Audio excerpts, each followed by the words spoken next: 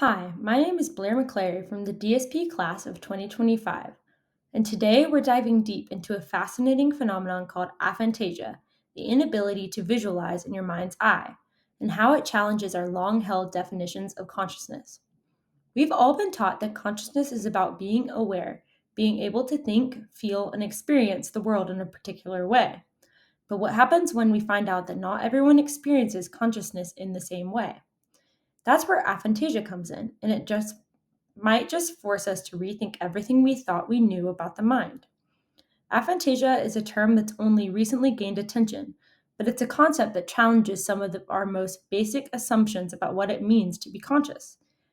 People with aphantasia don't have the ability to visualize images in their minds, so they can't imagine a sunset, picture their childhood home, or even see a face in their mind's eye. This might sound unbelievable to many people who rely heavily on mental imagery, but for those with aphantasia, it's simply their reality. Now, aphantasia does not mean that someone's mind isn't working normally. These individuals can function just fine in daily life. They can remember facts, solve problems, and make decisions. What aphantasia challenges, however, is the assumption that mental imagery is a key part of the conscious experience. It raises a big question. Is mental imagery really necessary for consciousness? And if not, what does define consciousness? For centuries, philosophers have tried to pin down the nature of consciousness. Most of the classic theories put a lot of emphasis on mental imagery and awareness. Let's take a quick look at some of the key historical figures. Aristotle, for instance, had a broad view of consciousness. He didn't necessarily talk about mental imagery as we understand it, but he did emphasize awareness, and of both our inner thoughts and the external world. His view was about reflection, being aware of your own experiences. While his definition does not directly challenge mental imagery, it does emphasize a list of requirements for consciousness that may warrant some people being considered more conscious than others. But then we move on to someone like Rene Descartes.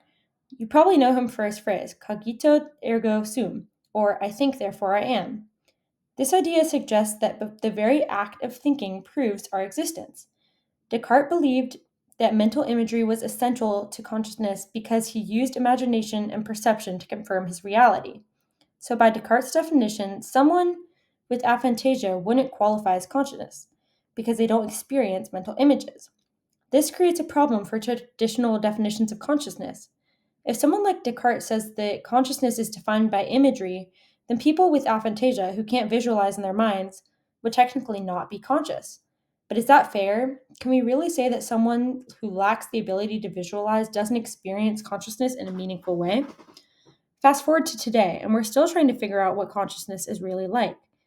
Modern theories like integrated information theory and global workspace theory are looking at how our brains process information.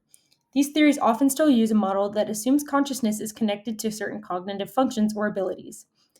The problem is that this just doesn't account for the wide range of human experience. Just like aphantasia shows, our minds are all wired differently.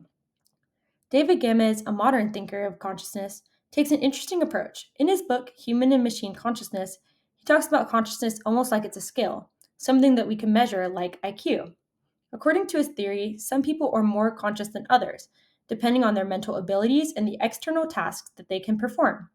For people with aphantasia, this would mean that they are somehow less conscious because they lack the ability to mentally visualize things. But again, this raises a major issue. Why should consciousness be defined by one's ability to perform certain tasks? Isn't consciousness more about being than doing? So, what does all this mean for our understanding of consciousness? Well, the issue with traditional and modern theories alike is that they all focus too much on specific abilities. They measure consciousness by how well someone can think, visualize, or solve problems. But consciousness as we experience it is so much more than just the sum of our cognitive functions. It's the state of being alive, of experiencing the world, of being aware of our own existence. And that brings us to a new definition of consciousness, one that doesn't depend on mental imagery, intellectual ability, or any other specific ability or function. Consciousness should be understood as the state of being alive and aware of one's existence. It's not about having a certain skill or ability, it's about the state of being alive, regardless of how our minds work. Whether you have aphantasia or hyperability to imagine vivid mental images, your experience of being conscious is valid. Now, some might argue that this definition of consciousness is too broad, too inclusive. After all, we often measure things like intelligence, awareness, and mental capabilities to understand a person's level of functioning. But the point I want to make here is that consciousness isn't something that can be ranked or measured on a scale. It's not about how well we perform, it's about the fact that we are. We are alive and aware regardless of how we experience these inner worlds. Think of it this way. If we start ranking people's consciousness based on their cognitive functions, we're undermining the very essence of what it means to be human. We're also forgetting that every person has a unique way of experiencing the world. Some people experience consciousness through rich mental imagery, while others, like those with aphantasia, experience it in different but equally valid ways. In the end, consciousness should be redefined as the basic, immeasurable state of simply being alive. It's not about mental images, physical abilities, or intellectual prowess. It's about existing and being aware of that existence.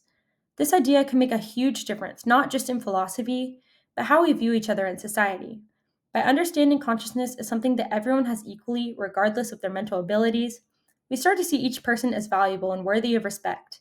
And that's something we should all strive for in our understanding of ourselves and of each other. Thank you so much for watching this video. If you found this topic interesting or have any questions, you can reach me at blaire.mclarry@houstonchristian.org. And be sure to explore some more of my classmates' videos.